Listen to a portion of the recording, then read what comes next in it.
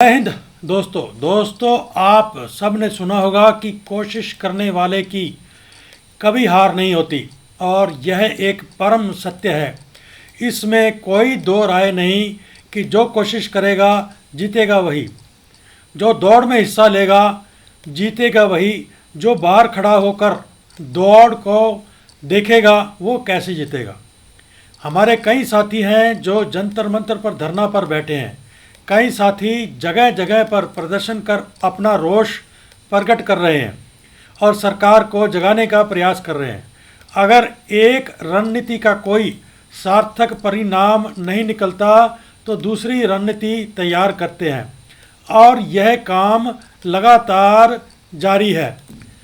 लेकिन कुछ लोगों का मानना है कि उन्हें इस आंदोलन से कुछ लेना देना नहीं है और उनका सोचना है कि जो इनका होगा वह हमारा भी होगा, यानी कि अगर कोई निर्णय पूर्व सैनिकों के हित में आएगा तो वह भी लाभान्वित हो जाएंगे जो इस आंदोलन में भाग नहीं ले रहे हैं। लेकिन दोस्तों, कभी कभी ऐसा भी होता है कि जो लड़ाई लड़ते हैं फैसला तो उनके हक में आता ही है और उस फैसले का लाभ भी उन लोगों को मिलता है जिन्होंने केस किया था। ऐसे में जो इस लड़ाई में शामिल नहीं थे उनके पास पछताने के अलावा कोई चारा नहीं रह जाता। दोस्तों, आपके सामने दो ऐसे उदाहरण रखूंगा जिससे आपको समझ में आ जाएगा कि मैं क्यों कह रहा हूं कि कोशिश करने वालों की हार नहीं होती। तो पहला केस एक्स ग्रुप के ग्रुप पे से संबंधित है और दूसरा केस जिसमें सभी JCOOR पर लागू है। तो चलते हैं पहले केस की ओर। तो पहला case welfare association of retired naval officer and ANR ने सुप्रीम कोर्ट ऑफ इंडिया में रिट पेटिशन संख्या नंबर 599/2023 के द्वारा किया। इस रिट पेटिशन को ऑनरेबल जस्टिस संजीव खन्ना और ऑनरेबल जस्टिस बेला M त्रिवेदी ने सुना और जजमेंट पास किया। पैटिशनर के वकील को सुनने के बाद कोर्ट यह ऑर्डर करता है कि हम वर्तमान में रिट याचिका पर विचार करने की सुनवाई करने के इच्छुक नहीं हैं, क्योंकि हमें लगता है कि यदि याचिकाकर्ता AFT से संपर्क करता है तो यह उचित और वास्तव में प्रभावशाली और तेज होगा। ऑर्डर में आगे लिखा है, मामले की योग्यता पर कोई भी राय व्यक्त किए बिना इसे खारिज किया जाता है। चूँकि यह मामला पेंशन से संबंधित है, इसलिए AFT से अनुरोध है कि इस मामले की सुनवाई शीघ्रता से की जाए। प्रतिनिधि क्षमता में याचिका आवेदन दायर करने की अनुमति दी जाती है। तो दोस्तों, यह रिप्रेजेंटेटिव कैपेसिटी क्या है इसके बारे में जान लेते हैं। रिप्रेजेंटेटिव कैपेसिटी का मतलब है रिप्रेजेंटेटिव सूट, और रिप्रेजेंटेटिव सूट आता है the code of civil procedure धारा 1908।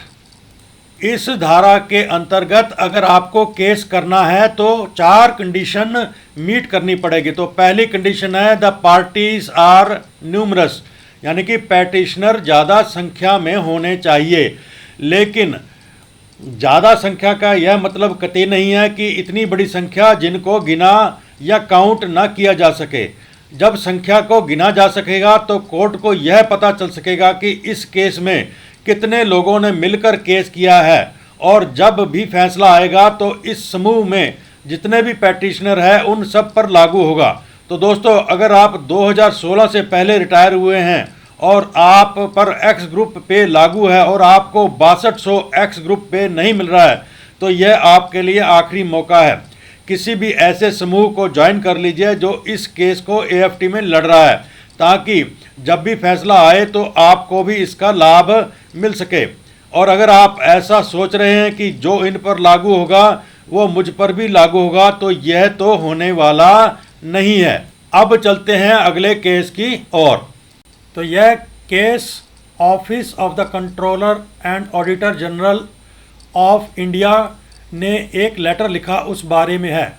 तो ये लेटर का विषय था जो एम्प्लॉई 30 जून 31 दिसंबर को रिटायर हो रहे हैं उनको नेशनल इंक्रीमेंट मिलना चाहिए। तो इन पेंशनर्स ने मिलकर कई जगह कई बार कोर्ट में केस किए, जैसा कि आप देख सकते हैं 2021, 2022, 2023 और इलाहाबाद हाई कोर्ट वगैरह कई जगह पे इन्होंने कोर्ट केस किए। और फिर ऑनरेबल सुप्रीम कोर्ट ने 19 मई 2023 को इनके पक्ष में निर्णय दिया और निर्णय था कि इनको नेशनल इंक्रीमेंट मिलनी चाहिए। लेकिन किन को मिलेगी? जो लोग who are party to the case, यानी कि जिन्होंने केस किया था उनको ही केवल। तो दोस्तों, जिन्होंने केस नहीं किया और जो यह सोच रहे थे कि इनको लागू होगा तो हमें भी लागू होगा, वो अब केवल पछता सकते हैं और कुछ नहीं कर सकते। तो दोस्तों, जब भी ऐसा कोई केस होता है तो मिलकर लड़िए ताकि आप भी उसका लाभ उठा सकें।